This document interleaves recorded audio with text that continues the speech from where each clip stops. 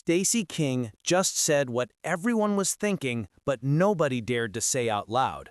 Live on television, the former Bulls champion didn't hold back, and Michael Jordan was the target. The words cut deep. The silence that followed, even deeper. For years, we've heard the whispers, the locker room stories, the rumors about what really went down during those championship runs. But this was different. This wasn't some anonymous source or a cryptic interview. This was Stacey King on live TV, destroying the myth of Michael Jordan right in front of millions. And what he revealed might just change how you see the greatest player of all time forever. Let's be clear about something right off the bat. Stacey King isn't some bitter bench warmer trying to get his 15 minutes of fame. This is a man who won 3 NBA championships, 3 rings, all of them with Michael Jordan leading the charge. King was there in the locker rooms, on the team buses, in the practice facilities when the cameras weren't rolling. He saw everything, the good, the bad, and the absolutely brutal. For decades, King has been one of the more measured voices when talking about his time with the Bulls. Sure, he's told some stories here and there, cracked a few jokes about MJ's competitive fire, but nothing too crazy, nothing that would make headlines. He's built a successful career as a broadcaster, stayed in Chicago's good graces, and generally played it safe when it came to talking about his airness. But something changed recently. Something pushed him over the edge. And in early 2025, during what was supposed to be a routine broadcast segment, Stacey King decided he was done playing nice. He was done protecting the image. He was done with the mythology. The question everyone's asking now is simple. Why? Why now? What finally made a 3-time champion, someone who literally owes part of his legacy to Michael Jordan, decide to blow the whole thing up on live television? The answer might surprise you. Or maybe if you've been paying attention to how these things usually go, it won't surprise you at all. It's a regular broadcast night. The cameras are rolling. Stacey King is sitting at the desk, doing his usual analysis, probably thinking this will be just another show. Then the conversation shifts to leadership in the NBA.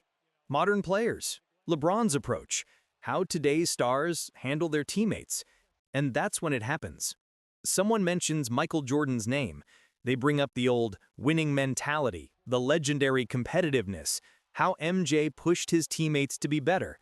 You know, the usual narrative we've all heard 1,000 times. But King? King wasn't having it.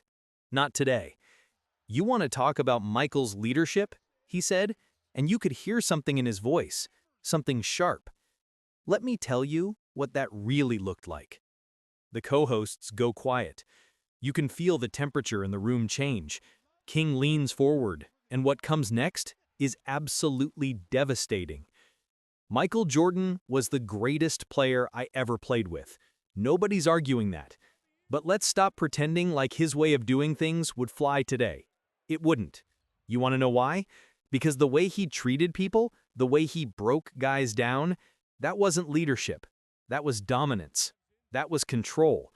And there's a big difference. The studio falls silent. One of the co-hosts tries to jump in, probably trying to lighten the mood, but King cuts him off. I watched him destroy players mentally, not just physically, mentally. Guys who could play, guys who had talent, but they couldn't handle his mind games. And we celebrated it. We called it championship mentality. But if LeBron did half of what Michael did, if he talked to his teammates the way MJ talked to us, the internet would cancel him in 24 hours. The camera catches King's expression. He's not angry. He's not emotional. He's just done. Done with the narrative, done with the worship, done with pretending it was all sunshine and roses behind those 6 rings. And then he drops the real bomb. The truth is, Michael Jordan made me feel like I wasn't good enough every single day I played with him. And I won 3 championships. Imagine how the guys who didn't win felt. Social media explodes. Instantly. Clips of King's comments start going viral within minutes. Twitter, or X, or whatever we're calling it now, is on fire. Jordan stans are furious. MJ haters are celebrating. Everyone has an opinion, but nobody can deny one thing. Stacey King just said what a lot of former teammates have probably been thinking for 30 years. Here's the thing. Stacey King isn't making this up. Anyone who's followed Michael Jordan's career knows the stories. We've heard them for years. The punches in practice, the verbal assaults, the gambling, the way he'd target the weakest player on the team and just mentally demolish them until they either got better or quit. Remember when MJ punched Steve Kerr in practice? We laughed about it. Kerr himself laughed about it. That's just Michael being competitive, everyone said. But think about that for a second.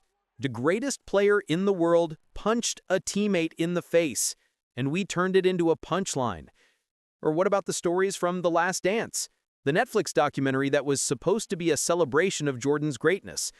Even that sanitized, MJ-approved version of events showed him calling teammates weak, mocking them, pushing them beyond their limits, and that's the version Jordan wanted us to see. King's perspective is unique because he wasn't a star. He wasn't Scottie Pippen, who could push back. He wasn't Dennis Rodman, who was too crazy to care. King was a role player, a guy who did his job, contributed to championships, and then had to live with the psychological aftermath of what it meant to play with Michael Jordan. People don't understand what it's like to be in that environment, King said during the broadcast. You wake up every day knowing that if you make one mistake, Michael's going to let you know about it, in front of the whole team, in front of the coaches, in front of everyone. And you're supposed to just take it because that's what champions do. Is this revenge? Some people think so. Maybe King has been holding on to this for years, waiting for the right moment. Maybe he's bitter that his career didn't go further. Maybe he's just tired of seeing Jordan worshipped without anyone acknowledging the human cost. Or maybe, just maybe, he's telling the truth, and we're not ready to hear it. The internet doesn't do nuance. Within hours of King's comments going viral, the battle lines were drawn. On one side, you had the Jordan defenders. They said, Stacey King was a role player. He should be grateful he even got to play with MJ. Winners do whatever it takes to win. If you can't handle it, you're soft. This is why today's players are weak. They can't handle real leadership. On the other side, you had people who've been waiting for someone to say this out loud. Finally, someone's keeping it real. We need to stop romanticizing abuse just because it led to winning. Jordan's a bully, always has been. King is brave for speaking up. Current NBA players started weighing in too. Some subtweeted, others were more direct. One player, who we won't name because the situation is still developing, posted, "Greatness shouldn't require trauma." The tweet got millions of views. ESPN spent an entire segment debating whether King was out of line. Stephen A. Smith defended Jordan, of course. Michael Jordan won 6 championships. 6! Whatever he did, it worked. But even he seemed uncomfortable when the host asked, "But did it have to be that way?" The sports media machine went into overdrive. Hot takes everywhere. Radio shows, podcasts, YouTube videos. Everyone had an opinion on whether Stacey King was a truth teller or a betrayer. And here's the wildest part. Michael Jordan hasn't responded. Not a word, not a statement, nothing. Which might be the smartest move he's ever made. Because what can he say?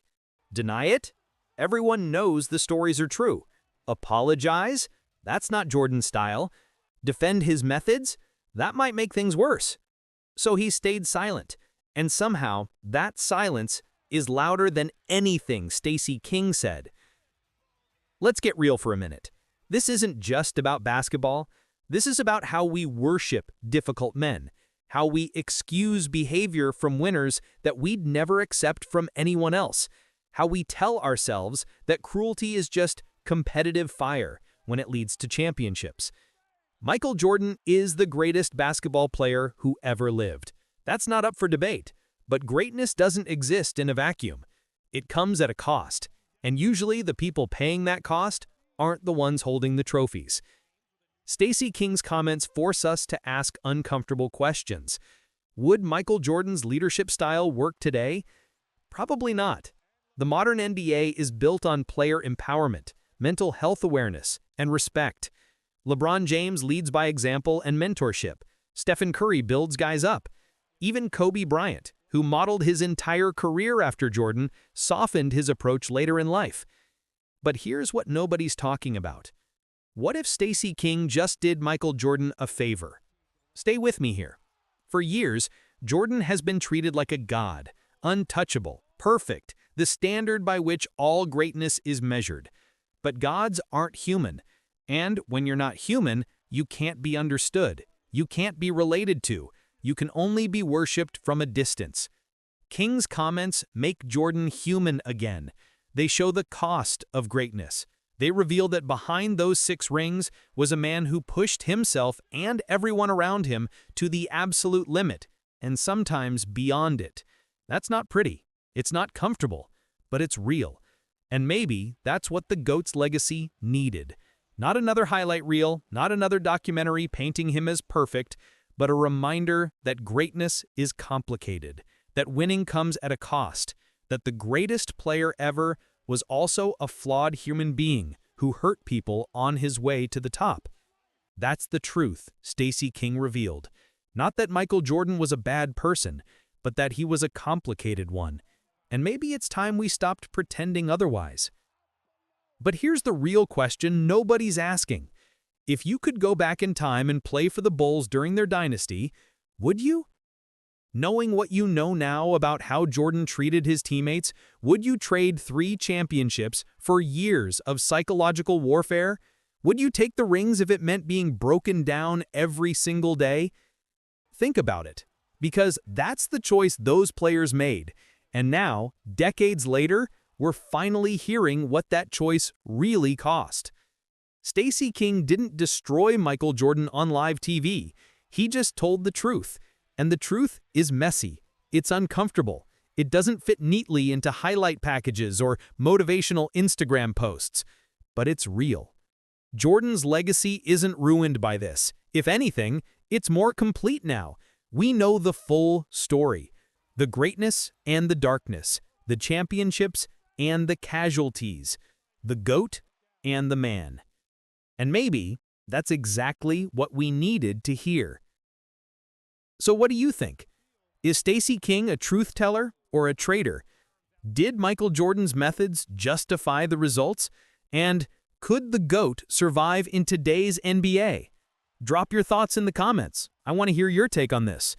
And if you want more deep dives into the stories behind the game, the drama nobody talks about, and the truth about your favorite players, hit that subscribe button. Because trust me, this is just the beginning. The question isn't whether Michael Jordan was great. The question is, what did it cost to be that great? And now, we know.